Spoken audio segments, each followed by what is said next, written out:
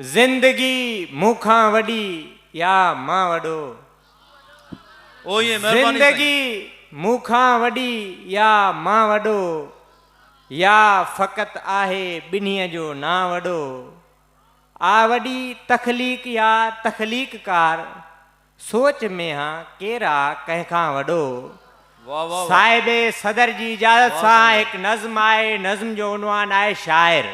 लफ़्ज़नि जी वाग वठंदे छा छा लिखी सघे थो, चाहे त हिक घड़ीअ में दुनिया लिखी सघे थो। लफ़्ज़नि जी वाग वठंदे छा छा लिखी सघे थो, चाहे त हिक घड़ीअ में दुनिया लिखी सघे थो।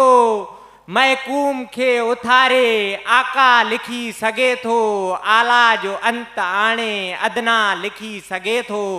अदना खे हिम्मतूं ॾेई आला लिखी सघे थो। ज़ंगजी वयल दिलियुनि खे धोई लिखी सघे थो। जेको लिखणु चाहे सोई लिखी सघे थो। जेको लिखणु चाहे सोई लिखी सघे थो। फिक्री उडाम साहू आकाश खे छुए थो, लफ़्ज़नि जी मानवियत सां पातार में पुॼे थो। केई कमाल पंहिंजी तखलीक में करे थो, चाहे त हिक नज़म में दुनिया सजी समाए, चाहे त हिक गज़ल खे घुंघरू ॿधी नचाए। वाह वाह वाह वाह। चाहे त हिक नज़म में दुनिया सजी समाए, चाहे त हिक गज़ल खे घुंघरू ॿधी नचाए। चाहे त हू नसुर खे हर बार गुनगुनाए, चाहे त दर्द खे भी दिल साण वेठो ॻाए। चाहे त हिजर मां भी हू वसुल वेठो माणे, चाहे त वसुल में भी हू चाहे त वसुल में भी हू फुरकतूं थो आणे।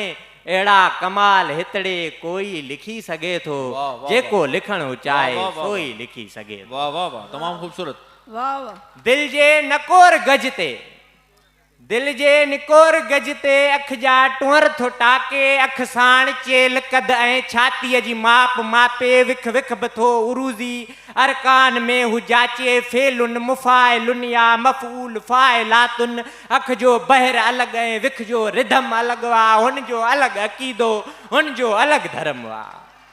दिल जे निकोर गज ते अख जा टुअर थो टाके। अख साण चेल कद ऐं छातीअ जी माप मापे, विख विख बि थो उरूज़ी अरकान में हू जाचे।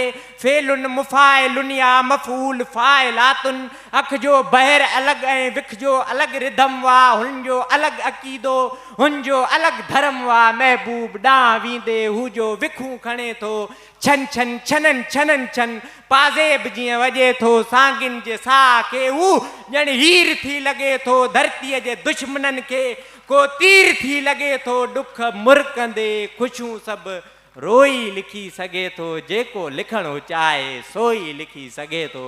जेको लिखणु चाहे सोई। महिरबानी।